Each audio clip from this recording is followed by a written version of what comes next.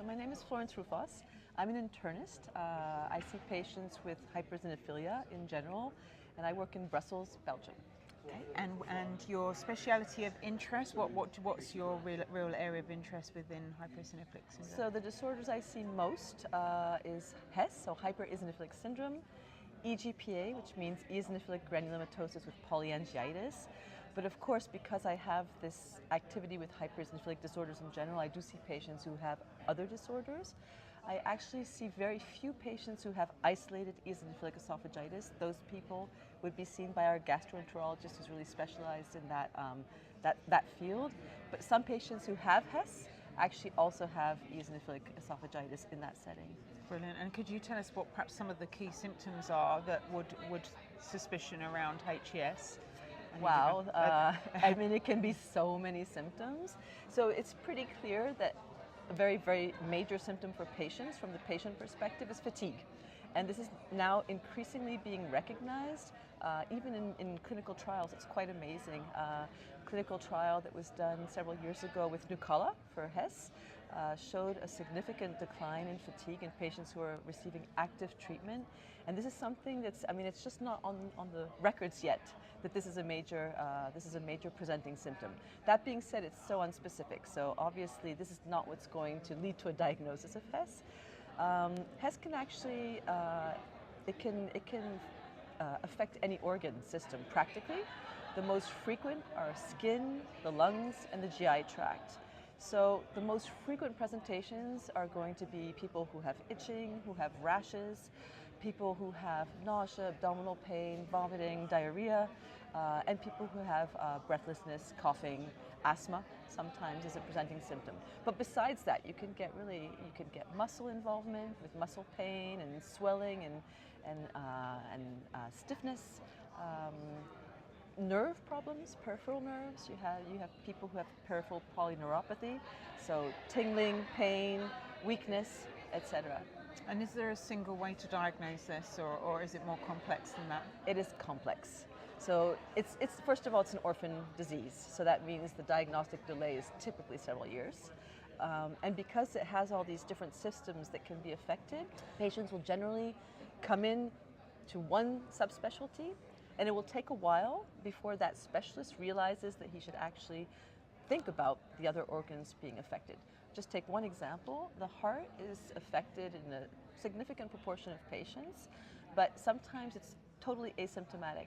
So if you're not a physician who's specialized in hypereosinophilic syndrome, for example, if you're a GI specialist or a lung specialist, you might not necessarily investigate actively for that kind of complication. And do you know roughly how long it averages for people to get a diagnosis of HES, or is this something that hasn't been calculated yet? So you're correct. It has not been calculated for HES in general.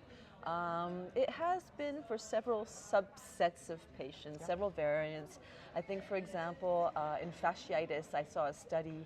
So fasciitis, sorry, that's when you have involvement of the tissue that's around muscles.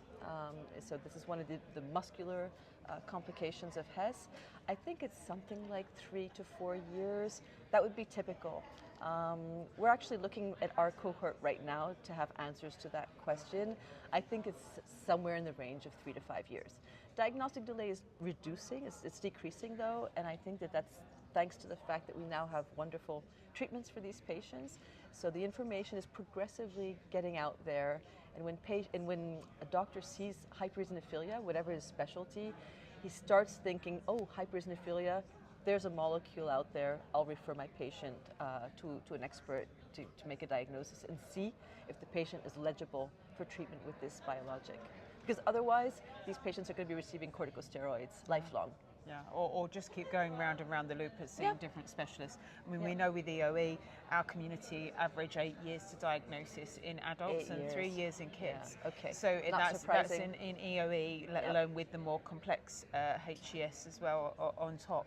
And so is there a single blood test, or is this a bit of a myth? Because I know we talk about raised eosinophil levels in the blood. We know they're not effective in EOE. It's not recognised at all as a test for that. Does every patient with HES have a raised peripheral level, or is this a myth? No. I mean, that's the definition. So to have a diagnosis of HES, you have to have eosinophil counts in the blood of at least 1,500. So that's 3 times the upper limit of the normal range.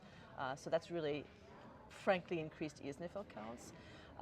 That being said, there's a kind of subset to the side of patients who have the same kind of manifestations, like, for example, lung disease with lots of eosinophils, or digestive disease with lots of eosinophils.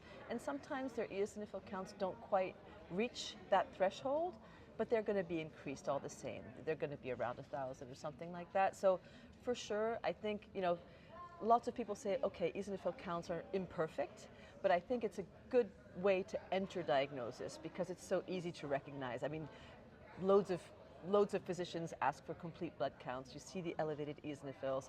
It might not be Hess, but I think that when you see these elevated counts, you have to make a diagnosis. It could be a parasitic infection. It could be something else, but it certainly should raise suspicion for something going on.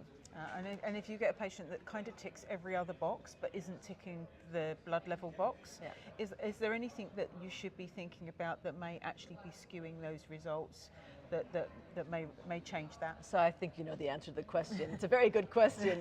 Yes, of course. So lots of physicians, when they see elevated eosinophils and the patient has symptoms, they're going to start corticosteroids.